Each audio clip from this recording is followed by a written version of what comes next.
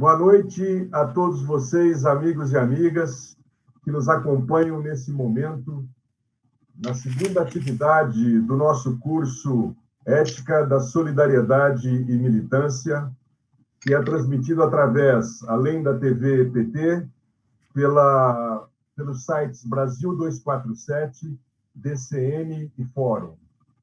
Para aqueles que não puderam nos acompanhar na última segunda-feira, nós estamos na segunda aula de um curso que tem 5 atividades, toda segunda-feira, sempre às 19 horas, e estamos abordando este tema exatamente pela incidência que ele tem nesse momento dificílimo que vivemos aqui no Brasil e no mundo inteiro.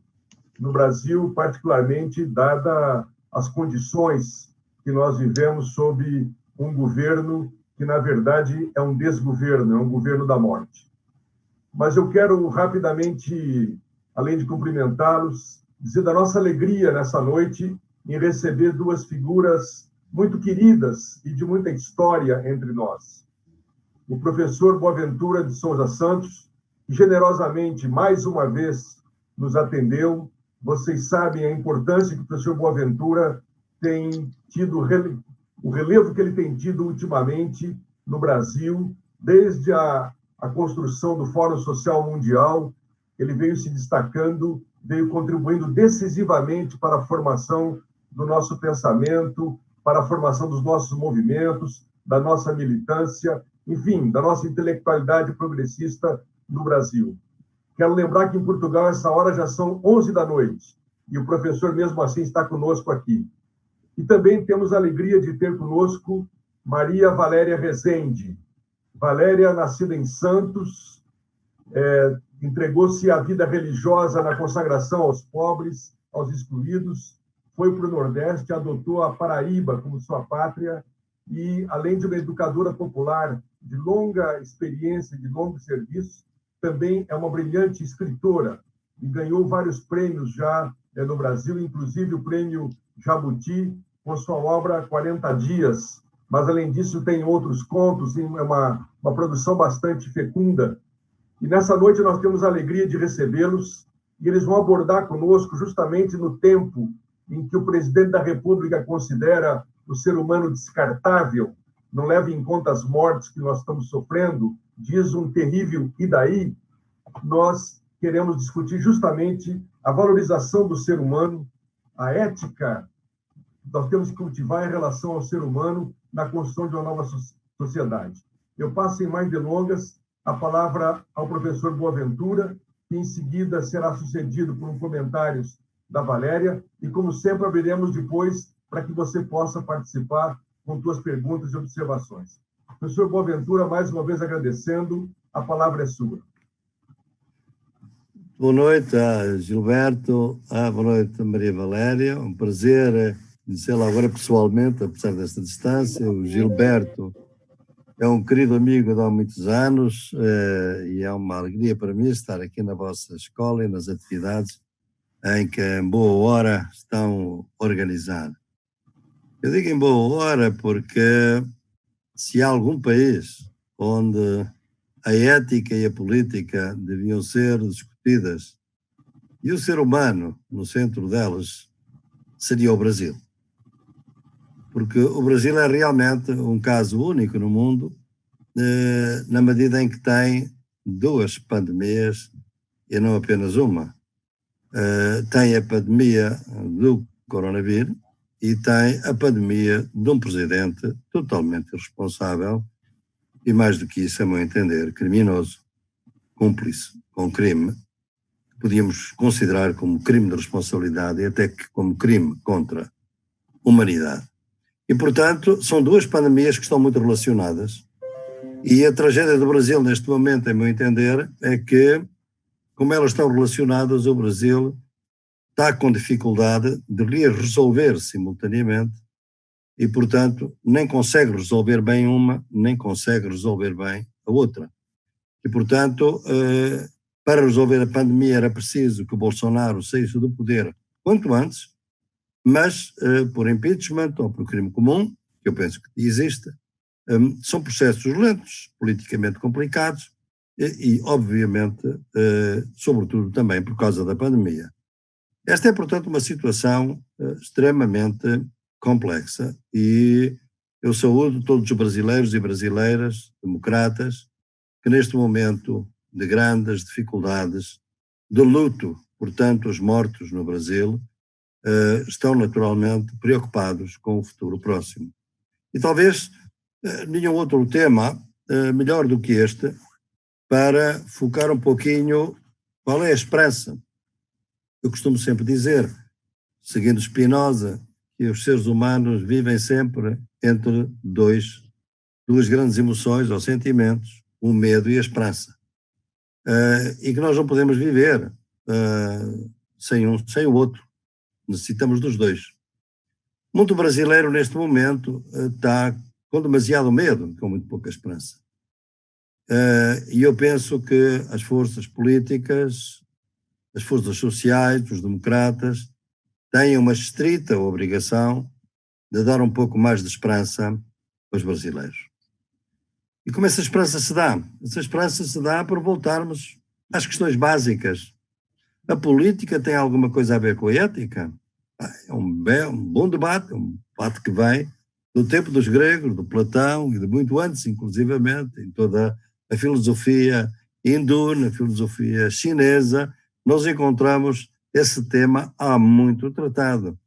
E, de facto, as correntes sempre se dividiram entre aquelas que pensaram que havia, obviamente, uma relação profunda entre o ser humano, a ética e a política, e que a política não podia ser entendida sem a ética, e aqueles que pensaram que a ética era algo que podia ser relegado para os negócios privados dos indivíduos ou comunitários e a política para os negócios públicos. E que, portanto, a política seria uma área onde a ética não teria uma presença muito grande. Esse debate é um debate que vem de longa história e que teve, através de um grande intelectual do século XVI, mas que depois foi totalmente distorcido na maneira como foi compreendido, Maquiavel, que aliás deu o nome ao maquiavelismo, na ideia de que a política não tinha que se preocupar com a ética. A verdade é que o modo como a ética se tem que preocupar com a política normalmente é complexo, obviamente, porque além de valores, há interesses e há riscos, obviamente, na política. E também há várias formas de entender a ética. Por exemplo, um sociólogo muito conhecido, Max Weber, falava de que havia dois tipos de ética. A ética da convicção, a ética daquelas ideias íntimas, dos valores íntimos que cada um perfilha e que considera que são os seus e dos quais não pode abdicar, e a ética de responsabilidade, a ética que põe a pessoa no centro de uma comunidade, no centro de decisões políticas e tem a responsabilidade de decidir, não estritamente pela sua convicção, mas por aquilo que pensa ser a decisão mais responsável para a comunidade. Podemos dar muitos exemplos. Suponhamos que nós temos num país, aliás é um caso concreto aqui de Portugal, um primeiro-ministro que é católico e é contra a legalização da interrupção voluntária da gravidez, normalmente legalização do aborto. No entanto, o Parlamento, por maioria, vota a favor da legalização do aborto. O primeiro-ministro tem uma convicção religiosa que o põe contra o aborto, mas é primeiro-ministro de um país e há um valor democrático que, por maioria, se afirma no Parlamento e que, portanto, legaliza o aborto. Aqui entra a ética de responsabilidade. A sua convicção, obviamente, é uma outra, mas ele não é uma pessoa qualquer, é um político, tem responsabilidades políticas e, portanto, ele ratifica a lei, mesmo que eventualmente tivesse como pessoa individual votada contra, ratifica pela sua responsabilidade. Portanto, isto é alguns dos problemas que nós temos vindo a tratar na política. É um grande tema, Mas o pior tema, talvez o maior tema que nós temos hoje, é que nos últimos anos, e sobretudo nos últimos 40 anos, começou a surgir um divórcio completo entre a ética e a política. De tal maneira que alguns chegaram a concluir, eu próprio o escrevi, que nós estamos a entrar numa sociedade onde os valores não têm a política e a política não tem valores. A gente olha para os políticos à nossa volta e muitas vezes vê que lhe falta o mínimo de entendimento ético da vida social para poder estar à frente com caráter ético e político dessa função. E, pelo contrário, consideram que esses valores são da vida privada e cada um tem os seus valores e nada mais do que isso.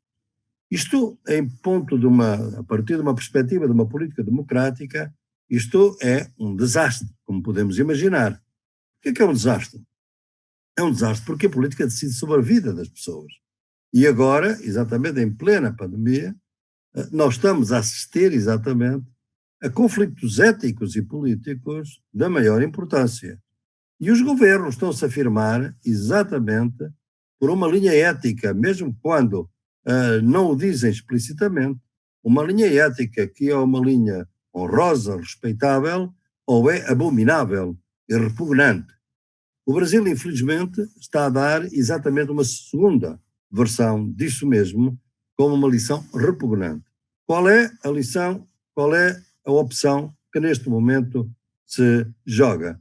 É realmente uma opção falsa, aliás, que foi criada na política em alguns países, quase todos conservadores, governados pela direita, entre economia e vida.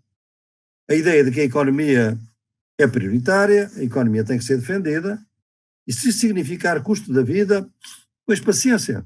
Aliás, alguns chegam a dizer que a vida que se sacrifica é uma vida economicamente menos rentável, são os mais velhos, já teriam uma vida muito produtiva, muito pouco na sua frente, e portanto, é um custo que tem que se tomar. É o IDI do vosso presidente. E daí? Daí é isso. Alguns chegam a dizer mesmo que seria um alívio para as políticas de previdência social, seria menos pensões a pagar. Bem, esta política, que é uma concepção ética da política, que, a meu entender, põe a ética totalmente fora da política, porque não põe a pessoa humana no centro e a dignidade da vida no centro da gestão política, e a política é, desde o Aristóteles, a gestão da vida política pública. E essa política pública é a versão pública, o espaço público da vida individual. Esta versão assumiu proporções escandalosas em 3 países, talvez mais, mas pelo menos 3 que nós conhecemos bem, que são exatamente a Inglaterra, os Estados Unidos e o Brasil. A Inglaterra foi talvez dos primeiros a afirmar que aquilo que nós chamamos hoje do negacionismo é uma atitude completamente antiética, é esta de começar por negar a gravidade da pandemia. Boris Johnson negou, acabou, obviamente, por ser contaminado, como sabemos, foi salvo pelo Serviço Nacional de Saúde, que ele queria privatizar, e por enfermeiros estrangeiros, um português e uma nova zelandesa, que ele queria excluir e impedir de entrar no país. Ironias da história, mas é interessante isso. Trump, obviamente, começa com uma posição de negacionismo, mas a certa altura, com o aumento das mortes, tem que travar e tem que mudar a sua política e tentar, de alguma maneira, controlar, com muito pouca eficácia, a pandemia. E é o caso do Brasil, que se mantém no negacionismo praticamente até hoje. É o único país que mantém a atitude de negacionismo, apesar de as mortes se acumularem de uma maneira exponencial e aumentar de uma maneira exponencial no Brasil. E, portanto, nós estamos perante uma situação em que a ética e a política ou têm que voltar de toda a força ou então não volta nunca. Mas com toda a franqueza, eu diria, eu não consigo entender a política sem valores e, obviamente, os valores democráticos, até vos posso dizer uma interpretação minimalista do que seriam os valores da democracia, seriam coisas como esta. Poder limitado. Poder democrático é um poder limitado. Isso é um valor em si mesmo, não é? Eficácia. O poder tem que ser eficaz, tem que ser eficiente nas suas políticas, obviamente. O poder tem que render, tem que prestar contas. Prestar contas, obviamente. e o poder tem que contribuir para a justiça da sociedade. São 3 princípios de ética política que me parecem absolutamente essenciais. Se aplicarmos aí no Brasil estes 4 princípios éticos, nós vemos que o governo atual do Brasil os viola completamente. Não é? Não só porque é um princípio que não, um poder que não tem limites, é uma ineficácia total no combate à pandemia, não presta contas, pelo contrário, oculta informação que podia ser o país. O Brasil é talvez o caso maior no mundo de subnotificação de mortes por Covid-19, e em termos de justiça, basta olharmos para as taxas de letalidade deste vírus em bairros de classe média, por exemplo, em Morumbi, em São Paulo, com a Brasilândia, uma favela ou um bairro pobre de São Paulo. A taxa de letalidade oscila entre 2% e 60%. Portanto, é uma injustiça social enorme. Mas há um segundo ponto que eu gostava de vos referir, apenas para lançar o debate, é que esta neutralização de um sentimento ético é uma coisa que está muito para além do presidente Bolsonaro, em que é fácil, de alguma maneira, hoje em dia, fazer um juízo ético. Tal é o desmando, tal é a irresponsabilidade, tal é o cinismo da sua política e a sua inconsequente política, ademais. Não é? É fácil, é um caso fácil. Não é? O caso difícil é ver na política brasileira, neste momento, em geral, eu diria, como é que valores éticos fundamentais, são estes 4 de uma democracia. Pode haver muitos outros, não é? Mas estes são de ética política, digamos assim, estão a ser violados, e as forças democráticas parece que não se deram conta que a violação está a ser tão grande, tão flagrante, que o que está em causa é a própria democracia. Ou seja, o valor à democracia, que consagra estes 4 poderes de que vos acabei de falar: poder limitado, eficácia, prestação de contas e orientação pela justiça. Estes valores estão a ser violados de uma maneira flagrante. E, no entanto, ao serem violados flagrantemente, o que é que põem em causa? A própria democracia. E essa democracia é, obviamente, um apelo ao desastre. O Brasil saiu, há não muito tempo, de uma ditadura. E o atual presidente, o que disse foi que o problema da ditadura não foi ter torturado, foi ter torturado e não ter matado. Porque se tivesse matado, as coisas eram mais fáceis. Esta é a lógica da cabeça do presidente. Ou seja, totalmente antidemocrática, neofascista, autoritária, totalitária mesmo no seu desprezo total pela vida humana. Então, qual seria a posição política, de ética política das forças democráticas do Brasil neste momento? Era unirem-se para defender a democracia, porque ela está em risco. Eu tenho-me surpreendido, devo dizer, sendo eu solidário 100% com o Brasil e os brasileiros. Eu ando por esse mundo fora e normalmente até me considero que eu sou um brasileiro de tantas intervenções que faço no Brasil. Tenho muito orgulho de não ser de brasileiro, passar por brasileiro, obviamente, mas fico surpreendido, precisamente porque a minha solidariedade tem que ser sempre também acompanhada de distância crítica, como exerci em relação ao presidente Lula, ao presidente Dilma, de quem sou amigo, mas foi assim que soube exercer. Como é que as forças democráticas neste momento não estão conscientes que há valores fundamentais da política que estão a ser postos no chão, que estão a ser arrasados e que amanhã, de facto, a tortura pode seguir de morte? Porque há realmente um Estado profundo que está a emergir no Brasil, um Estado paralelo, que amanhã pode ser confrontacional ao Estado legal ou pode fundir-se com o Estado legal, um Estado miliciano, de grupos armados, paralelos.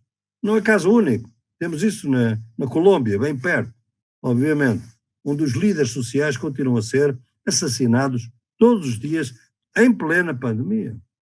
Como é que as forças democráticas do Brasil não se dão conta que esta é a situação e estão a reagir como sempre reagiram, a pensar em negócios, a pensar nas eleições de 2020, 2022 e a pôr por terra todas as possibilidades democráticas por esta mediocridade e esta miopia política.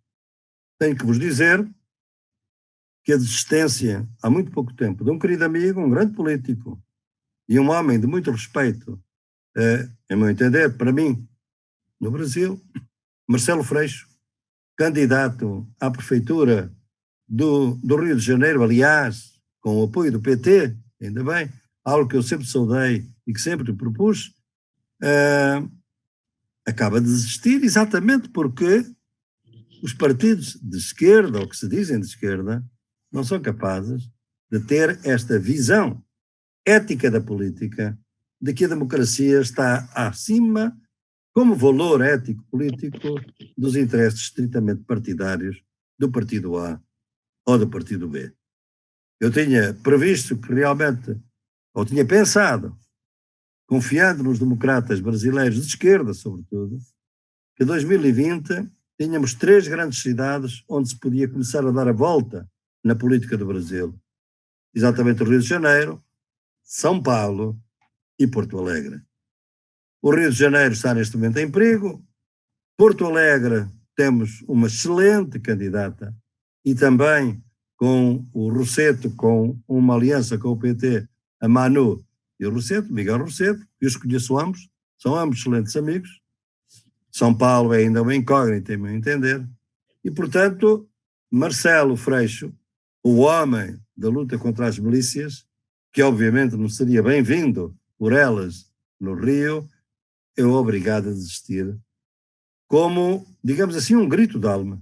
Eu considero Marcelo Freixo um grito de alma para os democratas brasileiros e digam, amanhã os fascistas estão-nos a matar a todos e vocês estavam a pensar nas eleições de 2022. Tenho muita pena que isto suceda, tenho muito pena que o PDT esteja envolvido nisto. Ciro Gomes é um predador profissional e será um predador profissional toda a sua vida, mas a irresponsabilidade paga-se e deve ter um preço. De maneira que eu penso que pensar a ética e política em termos de pandemia, quando a vida humana está tão em risco e como a pandemia não é democrática, ao contrário do que muitos pensaram, a pandemia agrava as desigualdades sociais. A pandemia escolhe as suas vítimas mortais, sobretudo, são bem escolhidas e são sempre os mesmos. É a cor mais escura, são os mais pobres, são as mulheres e os homens que não podem proteger-se, mesmo que queiram na quarentena. São aqueles que não têm água potável nem água, muitas vezes para lavar as mãos, a toda a hora. São aqueles que não têm gel alcoólico para se proteger. São aqueles que estão a ser iludidos por anunciadores de morte, apesar de serem, e eu não tenho nada contra a religião e muito menos contra a religião evangélica, mas o uso político dessa religião para pôr as pessoas numa posição de carro para canhão é absolutamente repugnante. Fazer com que se faça da vida humana um instrumento político e uma instrumentalização política precisamente dos mais vulneráveis, aqueles a quem a pessoa, a divindade, o profeta, que é supostamente a sua orientação, foi essas pessoas que eram os últimos que seriam os primeiros, pois são esses últimos que as mandam na primeira linha de batalha para a morte. É realmente uma política de morte, é uma política de morte que está em curso no Brasil, é o grau zero da ética, na política, e acho que isto obrigaria a um chamamento muito forte antes que seja demasiado tarde. Portanto, é por aqui que fico, gostaria muito de ouvir a Maria Valéria, estarei à vossa disposição. Sei que aquilo que acabo de dizer não é pacífico, também sei que o Gilberto me convidou para eu estar aqui convosco, certamente sabe que eu não sou um homem pacífico, não posso deixar de dar as minhas opiniões e de o fazer da maneira que entendo ser o registro do momento. Muitíssimo obrigado, professor Boaventura, como sempre, com muita clareza, com muita coragem, com muita autonomia, e ele nos provoca, sem dúvida nenhuma, questões essenciais nesse momento, como vocês bem acompanharam. O nosso serviço vai estar aberto para receber as perguntas e observações de vocês, e depois da fala da nossa querida Maria Valéria, nós vamos, então, estabelecer um diálogo com o professor. Nosso tempo é curto, iremos até às 20 horas, 25, um pouquinho, porque começamos atrasados, mas, então, por isso mesmo, sem mais delongas, passo a palavra para a nossa querida Maria Valéria, que prontamente atendeu também o nosso convite. Por favor, Valéria, fique à vontade. Olá, Gilberto. Olá, professor Boaventura e todo mundo que estiver nos ouvindo. Eu, como vocês sabem, como o Gilberto já disse, eu não sou uma cientista social, eu sou uma velha educadora que passei até os 60 anos da minha vida e, de repente, por acaso, eu virei uma escritora conhecida, assim, mas até então eu vivia escondida, porque a nossa opção, no momento do agravamento da situação brasileira depois do AI-5, você tinha duas opções, basicamente. Ou o pessoal que se arriscou na luta armada e achava que podia resolver as coisas dessa maneira e talvez mais depressa, e outros que nos demos conta de que que não havia como mudar as coisas e voltar para uma forma democrática se não fosse de baixo para cima.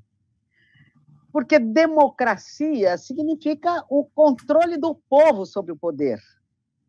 Mas que meios tem o povo para controlar o poder? Primeiro, precisa compreender as estruturas, a trama toda das instituições, e, para falar a verdade, é bastante complicado no nosso país.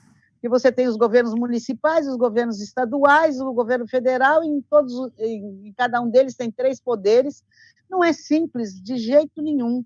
A gente mesmo que tem curso universitário e tudo isso, muitas vezes se confunde.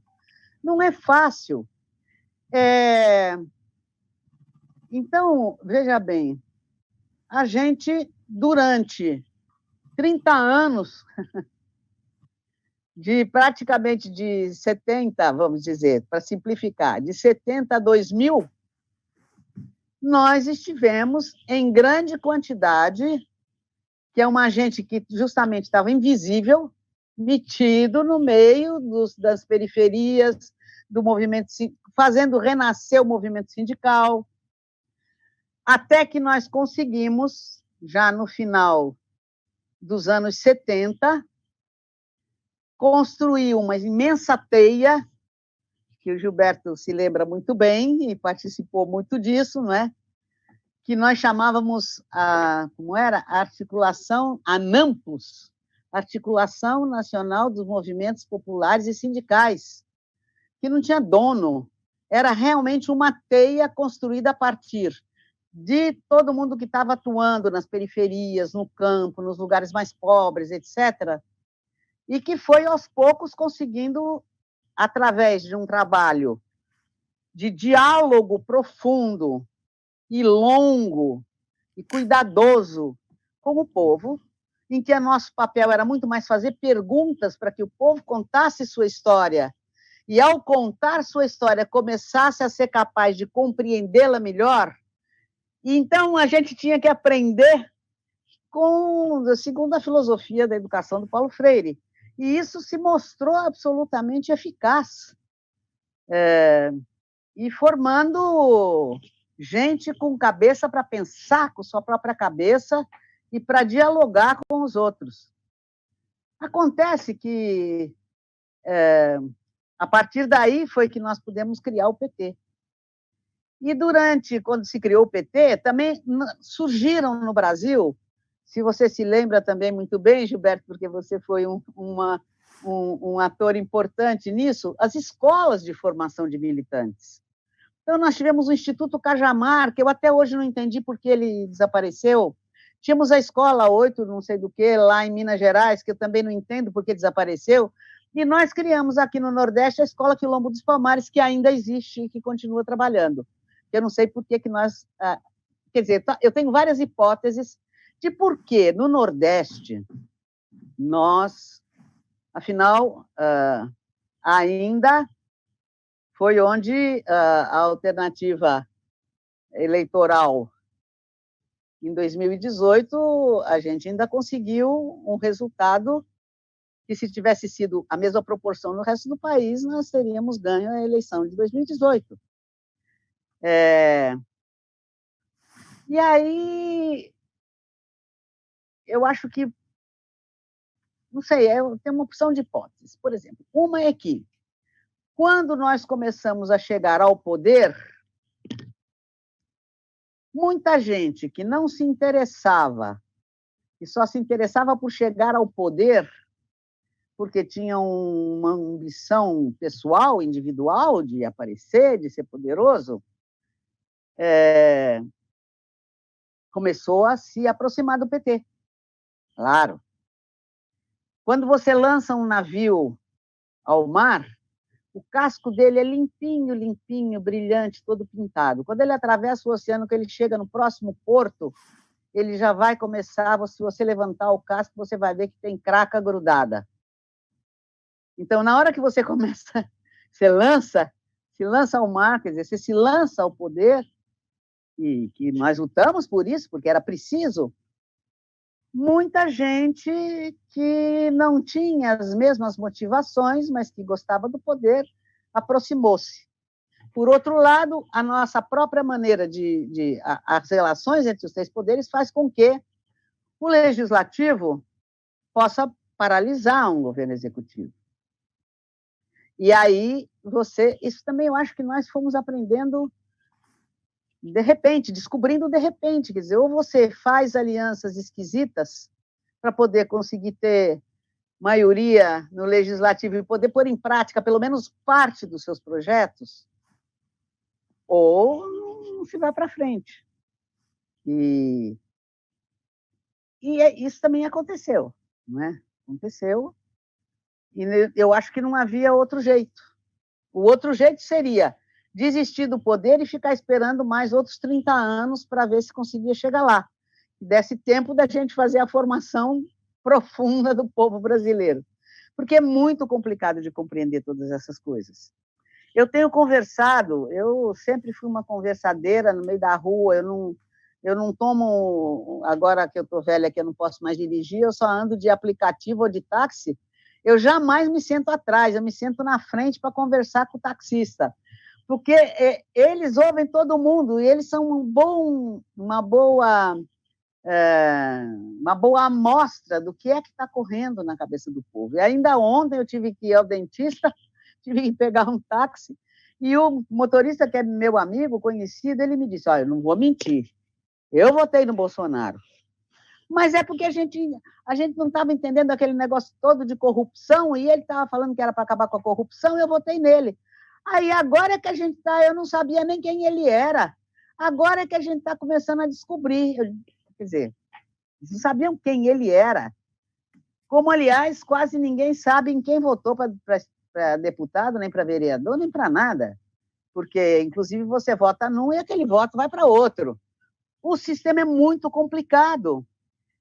Agora ficou mais complicado ainda de entender, porque também, como nós, muitas vezes, teve gente que achou, bom, agora já chegamos lá. Então, gente que estava inserido no meio do povo, que tinha renunciado até então a uma carreira profissional, etc., foi retomar seus estudos até chegar a ser doutor e professor na universidade. Outros também foram ser quadro de administrativo nos governos nossos, para poder responder a isso. Então, enfraqueceu-se muito o trabalho de base, e muitos movimentos sofreram. E também essa ideia de que já chegamos lá. E vários dos projetos, os que deram certo dos governos do PT, por outro lado, também mexeram muito com a realidade, aqui no Nordeste isso foi absolutamente visível, e entrou mesmo, mexeu com a estrutura social, e houve mesmo uma diminuição da desigualdade, ou pelo menos um aumento das oportunidades para aqueles que jamais tinham pensado em sair da situação em que estavam. Eu me lembro que em 80 no meio dos anos 80, nós tínhamos conseguido fazer um trabalho muito bom com os trabalhadores da cana, né? 83, 81, 83 aí, que a gente foi quando assassinaram Margarida Alves, porque a gente tinha avançado muito. E os trabalhadores estavam prontos para entrar na justiça para fazer as coisas conforme a lei, porque existia a lei trabalhista. E, no entanto, aí nós descobrimos o quê? Não havia advogado suficiente para pegar todas as causas. Então, a gente bolou um programa de formar os jovens de origem camponesa, rural, que tinham estudo suficiente para tentar uma universidade, conseguimos que eles passassem nos vestibulares, conseguimos bolsas por 5 anos para eles estudarem direito, e eu disse para eles, vocês fazem o vestibular primeiro, não digam nada para sua família. Eles passaram no vestibular, e aí foram avisar a família, que eles vinham para João Pessoa, porque era aqui que tinha a Universidade Federal, para estudar e ser advogado. E aí alguns chegaram me dizendo, não, meus pais não querem me deixar sair. E filho de camponês não sai de casa sem a bênção dos pais. E aí eu fui lá conversar com eles. E a resposta era assim, não, irmã, a senhora é muito boa, mas a senhora não sabe como são as coisas. Onde é que já se viu filho de pobre analfabeto ser doutor? Isso que meu filho está dizendo que vai estudar, que vai ser doutor, isso daí é desculpa de preguiçoso para não pegar no cabo da enxada. Ora, isso nos anos 80 ainda. Isso prosseguiu, essa visão de que Deus fez assim, e a gente vai ter a recompensa no céu, e pronto. Olha, eu tenho certeza que hoje você não vai encontrar mais nenhuma família, da mais pobre, da mais negra, da mais abandonada, que não acredite que seu filho é capaz de ser doutor. Ele só precisa ter a chance.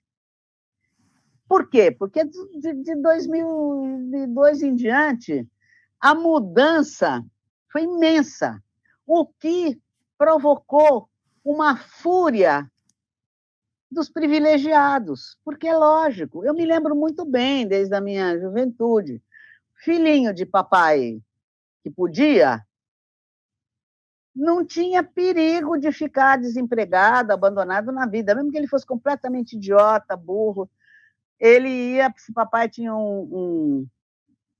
era advogado, o menino ia, ou tinha relações, ele ia trabalhar, fazia curso, o pessoal brincava que era em Pouso Alegre, tinha uma faculdade de Direito onde pagou, passou. E o pessoal até brincava, isso aí é advogado? Só se for de Pouso Alegre. E eles tinham emprego, andava com o terno de casimira inglesa, a gravata de seda italiana, casava com uma moça rica e não tinha perigo dele ter que concorrer no lugar dele na sociedade com o filho da empregada? De jeito nenhum, entendeu? Essa mudança agora aconteceu. E o povo não vai mais. Eu sou muito otimista, eu acho que o povo não vai voltar para aquela situação de achar que é natural a desigualdade. Pelo menos aqui no Nordeste, eu não vejo como isso vai acontecer.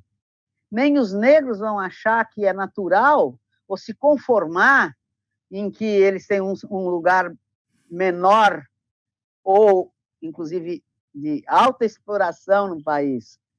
Nem acredito que os nordestinos vamos acreditar que nós somos atrasados, não somos. E, por outro lado, não acho também que os privilegiados vão rapidamente achar normal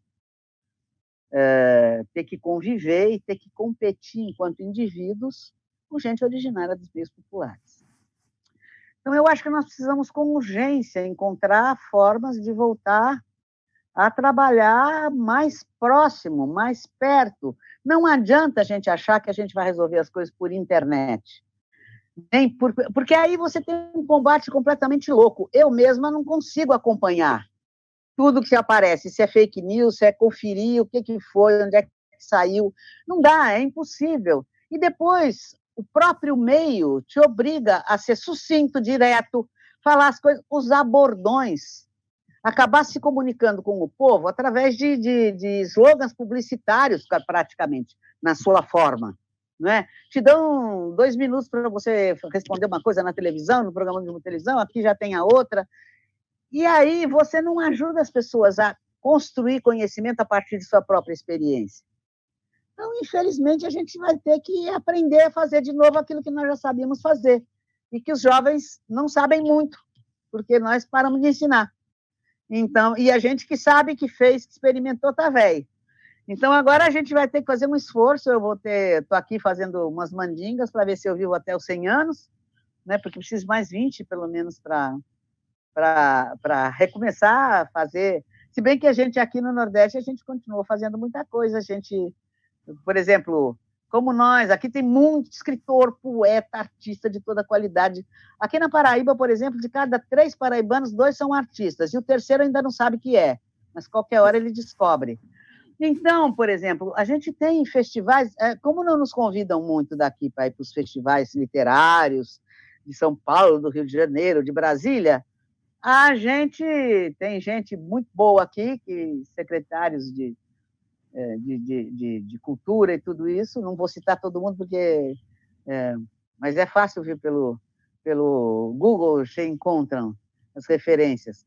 A gente tem festival literário em quase tudo quanto é município da Paraíba, e a gente vai para lá, e vai e conversa com o povo, e o literário é a chamada, o artístico é aquilo que traz o povo, mas depois você faz um diálogo com o povo, esse povo, e a gente, bom, não tem outra saída, e nós não podemos nos deixar levar só pelos meios que o capitalismo está nos impondo, consumista, entendeu? Quer dizer, nós temos que aprender a falar alto, debaixo de uma jaqueira, novamente. Porque não adianta você estar falando só com microfone de WhatsApp, de coisas eletrônicas, etc., que isso não funciona. Não, isso não permite um diálogo que leve à reflexão e à capacidade de analisar qualquer situação e concluir a respeito dela.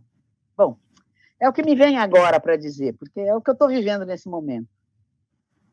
Isso, obrigado, Valéria, com a sua experiência, sua sabedoria acumulada, e nos coloca uma questão central, de fato, que é a questão do nosso reencontro com o povo, do nosso reencontro com os excluídos, que são a razão maior da nossa luta, e que muitas vezes nós estamos nos distanciando, e não entendemos muitas vezes porque as igrejas evangélicas crescem tanto na periferia das cidades.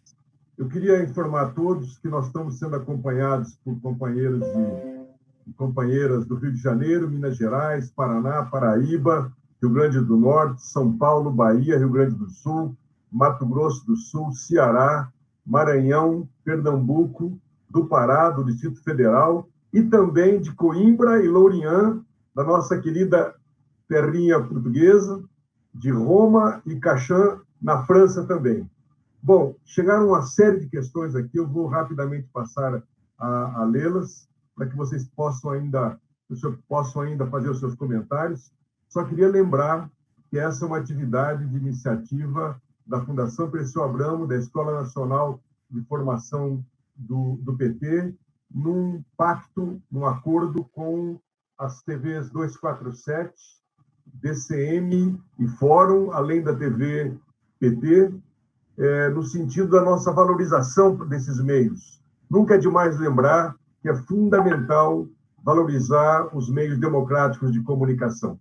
E que na segunda-feira próxima teremos mais uma aula, desta vez falando sobre a metodologia de Paulo Freire, a questão da prática, teoria e prática, a teoria da praxis, a que a Valéria, inclusive, se referiu agora. Mas vamos lá. Primeiro, eu quero agradecer a todos que fizeram perguntas. Vou lê-las de uma vez aí, para dar liberdade aos senhores comentarem. Querido professor, por que a esquerda não se une no Brasil? Francisco Xavier, muito bem, Valéria. Que estrutura tem o povo para compreender o poder? A Maria Salete Magnoni, muito bom, professor Boaventura.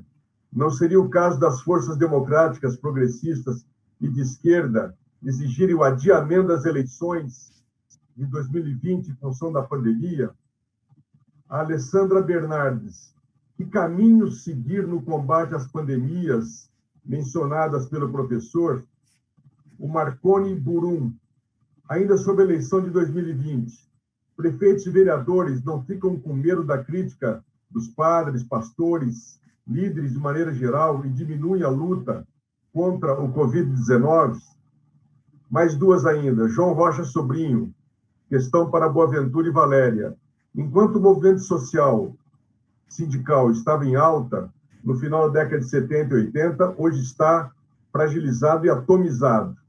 Como convencer o microempreendedor e o trabalhador uberizado de uma consciência de classe em si e para si, atualmente no Brasil e em Portugal? E, finalmente, o Pedro Francisco da Silva. Uma questão.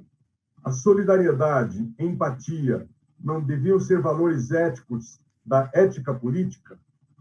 Então, com essas questões, eu quero devolver ao nosso Boaventura. Tenha liberdade aí, Boaventura, para comentar aquilo que lhe parecer mais interessante. Palavra com você. Obrigado. Foi um gosto também ouvir a Maria Valéria e foi curioso porque ela estava a falar dos anos 80.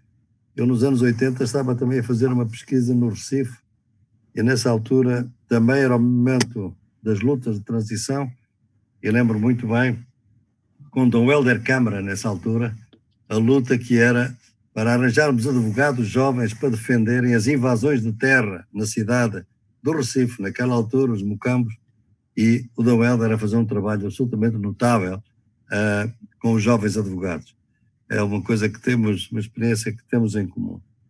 Olha, eu acho que as perguntas são realmente são pertinentes e, obviamente, que eu vou tentar responder. Eu só queria dizer muito rapidamente o seguinte: eu acho que as coisas não foram muito bem para as esquerdas e se nós não tivermos realmente em mente, eu já o disse há pouco, alguns desses erros, é uma questão fraturante hoje no Brasil, se deve fazer ou não autocrítica. Não tenho nada contra a autocrítica. Eu acho que o grande problema fundamental, porque nós passamos, foram vários, mas um que me parece fundamental foi que, como não houve realmente uma reforma política que devia ter havido, o dinheiro continua a falar alto no Congresso brasileiro, nas eleições brasileiras. Se não houvesse esse dinheiro a falar alto, nós não teríamos os grupos da bala, do boi e da Bíblia com tanta força como estão neste momento no Brasil. As forças de esquerda, nomeadamente os governos do PT, foram obrigados, de alguma maneira, a governar segundo as regras da direita para fazer uma política de esquerda. E isso mostrou-se que é extremamente difícil. Ou seja, tem que haver uma mudança do sistema político, porque mais tarde ou mais cedo, as esquerdas, acabam por cometer erros que não deviam ter cometido.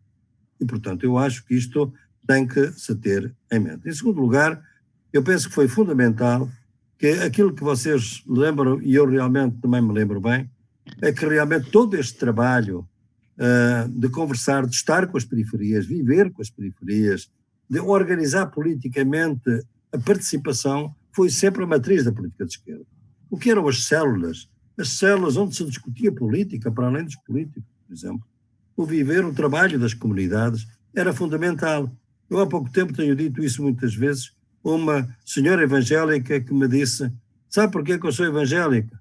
É porque quando eu fiz anos, o meu pastor evangélico veio à minha casa dar-me os parabéns por eu ter feito anos. Nunca nenhum político, nunca ninguém se tinha lembrado de que eu fazia anos. Ou seja, o evangélico, obviamente por razões que não vou agora comentar, lembrou-se daquela pessoa como uma pessoa humana, que gosta de fazer anos.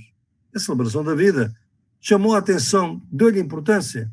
Eu acho que a esquerda deixou de fazer isso, habituou-se demasiado ao trabalho institucional, mas também quero dizer, sempre entre o medo e a esperança, eu tenho estado em muitas conversas deste tipo e tenho notado, efetivamente, por exemplo, em São Paulo, ainda há pouco tempo, com uma deputada, com a Silvia Ferraro, e em Porto Alegre, com a Manu, como grupos de esquerda, do PT, do PSOL, do PCdoB, estão neste momento a distribuir cesta básica, estão a levar medicamentos para as comunidades. Temos hoje, neste momento, um momento de solidariedade com os indígenas da Amazónia notável. Há pouco tempo eu estava numa live com os povos indígenas de São Paulo de Olivença, atualmente, neste momento, sob ameaça, devo dizer, pois em resultado daquela nossa intervenção, onde esteve também a 247, choveram os donativos e o apoio para aquela comunidade. Ou seja, realmente uma outra solidariedade, são valores éticos, no concreto, que as pessoas estão a exercer. Isso, para mim, é realmente muito importante. O problema todo é que realmente o Brasil, obviamente, foi uma sociedade colonizada, o colonialismo deixou marcas incríveis, exatamente porque houve muito colonialismo que continuou na distribuição de terras, no racismo até hoje, e, portanto, o Brasil não é apenas uma sociedade capitalista, é também uma sociedade colonialista e uma sociedade patriarcal. E é muito mais racista do que aquilo que se pensa e muito mais patriarcal. O feminicídio tem aumentado, o racismo tem aumentado e, obviamente, o capitalismo nunca esteve tão duro como está hoje. São realidades que a gente tem que entender e tem que ver o seguinte, o trabalho absolutamente notável, que a Maria Valéria falou e que eu apoio porque acompanhei muito de perto também esse processo. Os ministros notáveis da educação, o Haddad, o Tarso Genro, trabalho de democratização, de descolonização da educação, das ações afirmativas, uma coisa absolutamente extraordinária. Nunca nenhum país fez a multiplicação da educação pública daquela forma, como foram aqueles governos do PT naquele momento. Só que era mudança de hábitos, é mudança de cultura. E essa mudança leva anos. E ela não teve tempo de se sedimentar. E é por isso que é tão fácil voltar aos estereótipos do racismo no Brasil, da forma e daí, ou como dizia o Roberto Amato, você sabe com quem está falando. Sociedade hierárquica, racista, como sempre. Portanto, eu acho que nós talvez tenhamos que pensar bem que estar completamente focados apenas em eleições é talvez um mau caminho. E por isso eu saúdo todas as ações de formação de militantes e dirigentes para que possam ter uma outra concepção ética e política e de longo alcance, e não apenas de curto alcance. E dito isto, eu diria o seguinte, no que respeita às esquerdas, eu escrevi aliás um livro publicado pela Boitempo e que a segunda edição desse livro chama-se Esquerdas do Mundo Univos. É a minha preocupação, é que as esquerdas se unam no Brasil, na Colômbia, em Portugal, no México e na Espanha. São os casos que eu analiso. E, curiosamente, os prefácios foram feitos por 3 mulheres maravilhosas, vindas de 3 partidos diferentes, mas que ambas, em meu entender, podem significar uma renovação da política brasileira. A minha querida Nilma Gomes, que foi minha pós-doutoranda, de quem tenho muito orgulho, a Sónia Guajajara, foi vice-presidente do PSOL, e a Manuela Dávila, agora candidata à prefeitura de Porto Alegre. 3 mulheres maravilhosas. E elas foram capazes de se unir e os seus discursos são extremamente convergentes. Como é que depois as lideranças partidárias não são capazes de se unir, nem sequer de uma forma unânime, forte, num documento só, para pedir o impeachment, a destituição do presidente Bolsonaro? É geracional.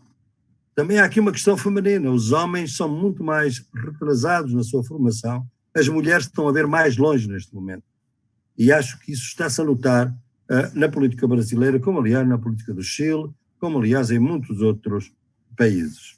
Portanto, eu acho que ela não se une porque é uma questão de cultura política, porque realmente, como a transição brasileira foi muito mal feita, sabemos isso hoje, vamos a pagar o preço. Foi a única transição onde o terrorismo do Estado, os ditadores, não pagaram um preço pelos crimes do Estado.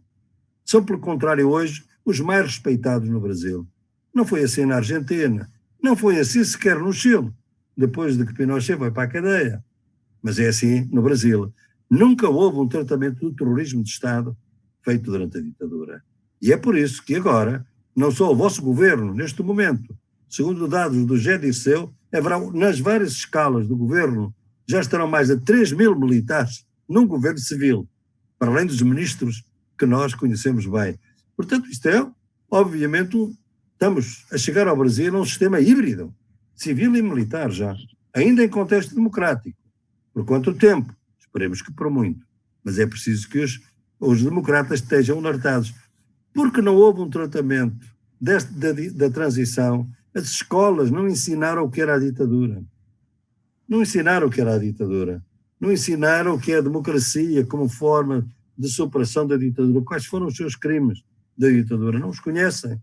E, portanto, de alguma maneira, banaliza-se hoje essa cultura macho da violência, do desprezo pela vida, que é típico de uma sociedade racista. E a esquerda não está isenta disso. A esquerda não está totalmente isenta disso. É por isso que eu penso, falem com os povos indígenas, com os povos quilombolas. Eles sabem muitas vezes que os partidos foram racistas, foram sexistas. Portanto, é bom que a gente aprenda, estamos então no século XXI, e que eles são agentes históricos, sujeitos históricos muito importantes. Portanto, eu penso que adiar as eleições é um problema que se está a discutir muito, por exemplo, ainda se discute agora aqui na Europa, na Polónia. Tem-se discutido em vários países têm decidido adiar as eleições. A França, por exemplo, fez umas primárias municipais, era preciso depois a segunda volta das primárias, não as fez, devido à pandemia. Se não as fizer até julho, elas têm que ser canceladas e têm que voltar a fazer eleições. Por um lado, é evidente que países autoritários e governos autoritários estão a aproveitar o adiamento das eleições para se manter no poder. Esse é um risco, obviamente, que existe, não é? E temos que ter isso em mente. Por outro lado, eleições neste período pode beneficiar quem está no poder também. E, por exemplo, pode beneficiar num país como o Brasil, parece incrível dizer isto, mas beneficiar a direita e não a esquerda. Porquê? Porque as pessoas de esquerda, em muitos estados, estão a respeitar as regras do confinamento, não vão para a rua. Os de direita vão para a rua. A rua hoje no Brasil, se houver uma ideia de ir para a rua, a direita está lá mais em força que a esquerda. Portanto, teremos que ver tudo isso e considerar tudo isso. Mas, acima de tudo, o que é preciso é ter bons candidatos. E também, de novo, polémico, como eu sou sempre, não penso realmente que o PT esteja a ter uma boa política com o candidato que acaba de apresentar a prefeita de São Paulo. Quando em São Paulo temos realmente líderes muito interessantes que numa frente de esquerda podiam fazer coisas muito bonitas e realmente renovação política. De novo, são lógicas partidárias que a lógica mais ampla não entende. Portanto, eu penso que o movimento, e a última questão, o movimento sindical está fragilizado por muitas razões, obviamente. São 40 anos de neoliberalismo. E as políticas de esquerda, no caso do Brasil, têm efetivamente uma política extraordinária no tempo do presidente Lula e da presidente Dilma, onde um aumento significativo do que vocês designam como carteira assinada, isto é, contratos formais, quando realmente no mundo naquela década já era corrente, praticamente avassaladora, o que nós chamamos de informalidade. Mas a verdade é que assim que veio a crise, a informalidade voltou. E hoje 60% da força de trabalho na América Latina, 60% a 70% na Índia e na África está informal. Ou seja, não existe do ponto de vista estatístico, digamos assim, para os direitos sociais, para os direitos dos trabalhadores, nem muitas vezes para um apoio durante a pandemia, porque não sabe quem são, quais são os seus endereços. É realmente uma inexistência cívica, onde nós estamos a lançar muita gente. São essa gente, e o vosso presidente diz, os descartáveis. Eles não existem. Tornam-se invisíveis, de alguma maneira. Os sindicatos, naturalmente, sofreram toda esta luta, toda esta agressão neoliberal com muita força. Mas não foi só isso. Os sindicatos acomodaram-se os seus melhores quadros foram para o poder, não continuaram na luta sindical, também durante esse período abrandaram a sua luta, perderam treino, não estou a falar do movimento como o MST ou o MTST, que continuaram como movimentos com muita força, mas perderam muito. E realmente devo dizer, eu tenho por vezes surpreendido, sobretudo depois da destituição da Presidente Dilma, uma certa passividade do movimento sindical brasileiro. Consentiram demasiado, houve reformas da Previdência, houve ataques brutais à classe operária, vejo-os viciados na política institucional, calculando a sobrevivência das lideranças e não pondo na linha da frente os interesses dos trabalhadores e das trabalhadoras. É duro ter que dizer isto, mas é isto que tem que se dizer. Não é um caso único no Brasil, nós temos, infelizmente, em muitos outros países, temos essa situação. O Brasil é simplesmente o mais caricato neste momento, quando a gente está perante essa possibilidade da Carta Verde e Amarela, que é realmente um lançamento na informalidade da grande maioria dos trabalhadores brasileiros. O sindicalismo tinha que lutar e tem que lutar exatamente contra isso com toda a força, porque essa é perder aos trabalhadores, que são, digamos assim, um dos grandes agentes da transformação histórica, de ficarem individualizados e, mais do que isso, presos das ideologias que mais vitimizam a sua posição e a sua posição de classe. E essas ideologias, sejam religiosas ou outras, são, obviamente, hoje dominantes no Brasil, e vai ser muito difícil fazer uma pedagogia. Houve aqui um crime, e será a minha nota final neste momento, pelo menos, se houver mais perguntas, terei todo o gosto, não é? É que realmente, talvez a Maria Valéria também conheça isso bem, tão bem, melhor que eu, nós tivemos um momento, nos anos 60 até 70, em que a teologia da libertação foi uma força extraordinária junto das periferias. O PT não seria o que é sem as comunidades eclesiais de base, sem a teologia da libertação. E houve uma luta, aliás, dirigida pelo Vaticano contra a teologia da libertação, com João Paulo II, e houve uma luta imperial dos Estados Unidos para darem uma resposta religiosa conservadora a partir de 1969, depois do relatório Nelson Rockefeller, quando ele disse que era preciso dar uma resposta conservadora religiosa. E é nessa altura que veio uma onda de pentecostalismo que não existia antes no Brasil, existiam as outras religiões protestantes desde há muito tempo, e, como viram, isto é 69, leiam o relatório, em 1977 era criada a Igreja Universal do Reino de Deus. Contem agora quantos deputados é que tem hoje no Parlamento. Isto foi um projeto imperial. Os brasileiros, como são um grande país, um país quase que é um continente, têm muita dificuldade de pensar que o Big Brother dos Estados Unidos não está com muita atenção. Está com muita atenção, tem muito controle. O Lava Jato foi a melhor expressão do controle imperial sobre o Brasil e realmente vai continuar, porque os Estados Unidos têm um candidato que, a meu entender, devia ir para a prisão, tal e qual como Bolsonaro, chama-se Sérgio Moro, mas é certamente o candidato dos Estados Unidos para 2022. Enquanto isso, a esquerda continua dividida e alegremente a pensar que pode facilmente ganhar as eleições. Se assim for, estamos mal. Esse é o nosso querido luso-brasileiro, Boaventura Sousa Santos. Boaventura, uma imensa gratidão. Aí em Portugal já é bom dia, já estamos girando a meia-noite. Nós estamos com o nosso tempo esgotado, mas eu vou dar Valéria, uma palavrinha tua, uma saudação, pelo menos. O nosso acordo com as televisões nos obriga a não passar muito tempo. Mas eu faço questão que você possa fazer um rápido comentário e, em seguida, nós vamos encerrar. Eu queria só falar rapidamente, a partir de uma das perguntas que foi feita, que eu acho o seguinte: nós temos, inclusive, nós não podemos continuar a pensar o movimento sindical, que sempre foi importantíssimo, porque é a organização, o primeiro nível de organização da classe trabalhadora, ou da classe operária, era visto como fundamentalmente o instrumento da classe operária, só que a classe operária não é mais o que ela era.